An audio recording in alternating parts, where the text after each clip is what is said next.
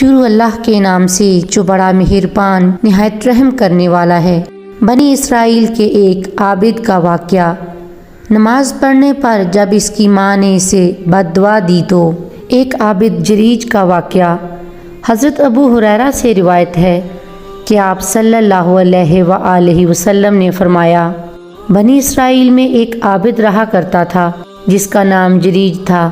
وہ ہر وقت عبادت میں مصروف رہا کرتا تھا۔ اس نے اپنی عبادت کے لیے ایک الگ کمرہ تعمیر کروایا ہوا تھا جو بستی سے بالکل علیحدہ تھا۔ ایک دن وہ اپنی عبادت میں مصروف تھا کہ اس کی ماں وہاں آ گئی اور اس کو آواز دی، مگر جریج عبادت میں مشغول رہا اور ماں کی بات کا جواب نہ دیا اور دل میں سوچنے لگا کہ یا اللہ، ایک طرف تیری عبادت اور دوسری طرف میری ماں ہے، اب میں تیری عبادت کروں یا اپنی ماں کی بات کا جواب دوں؟ پھر وہ نماز میں ہی مصروف رہا۔ اس کی ماں وہاں سے چلی گئی۔ اگلے دن اس کی ماں پھر وہاں آئی اور اتفاق سے وہ اس وقت بھی نماز میں ہی مشغول تھا تو وہ چلی گئی۔ تیسرے دن بھی پھر وہی معاملہ ہوا۔ وہ آئی اور اس نے آواز دی لیکن جریج نے جواب نہ دیا۔ اس کی ماں کو غصہ آیا اور اس نے بد دعا دی کہ اے جریج، تمہیں اس وقت تک موت نہ آئے جب تک تم کسی بدکار عورت کا منہ نہ دیکھ لو۔ اس کی دعا قبول ہو گئی اور اس کی تعمیل اس طرح ہوئی کہ ایک دن اس بستی کی ایک بدکار عورت اس عابد کے پاس آئی اور کہا کہ میرے ساتھ برائی کرو، لیکن عابد نے انکار کر دیا۔ وہ عورت وہاں سے چلی گئی اور ایک کسان کے پاس جا کر اپنی خواہش پوری کر لی۔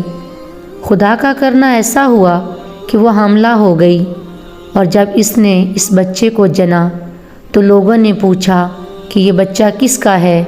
تو اس عورت نے کہا کہ یہ عابد جریج کا ہے۔ لوگوں نے غصے میں آ کر اس عابد کو بہت مارا اور اس کا عبادت خانہ بھی گرا دیا۔ اس عابد نے لوگوں سے پوچھا کہ بھئی مجھے کیوں مار رہے ہو؟ تو لوگوں نے کہا کہ تم نے اس عورت کے ساتھ بدفعلی کی ہے اور اس نے بچہ جنا ہے۔ جریج نے کہا کہ اس بچے کو میرے پاس لاؤ۔ چنانچہ اس بچے کو لایا گیا۔ جریج نے اللہ سے دعا کی اور پھر بچے کے پیٹ کو اپنے ہاتھ سے ٹھونکا اور پوچھا، یا غلام، اے بچے، تیرا باپ کون ہے؟ اللہ نے اس بچے کو قوت گویائی عطا کی اور اس نے جواب دیا کہ میرا باپ فلاں کسان ہے۔ جریج کی یہ کرامت دیکھ کر لوگ بہت شرمندہ ہوئے اور جریج سے معافی مانگنے لگے اور جریج نے انہیں معاف کر دیا۔ اس واقعہ سے یہ سبق ملتا ہے کہ والدین کے ساتھ حسن سلوک کرنا چاہیے اور ان کی بد دعا سے ہمیشہ بچنا چاہیے۔ یہ بھی یاد رہے کہ اگر والدین اللہ اور اس کے رسول کی نافرمانی کا کہیں تو پھر والدین کی نافرمانی جائز ہے۔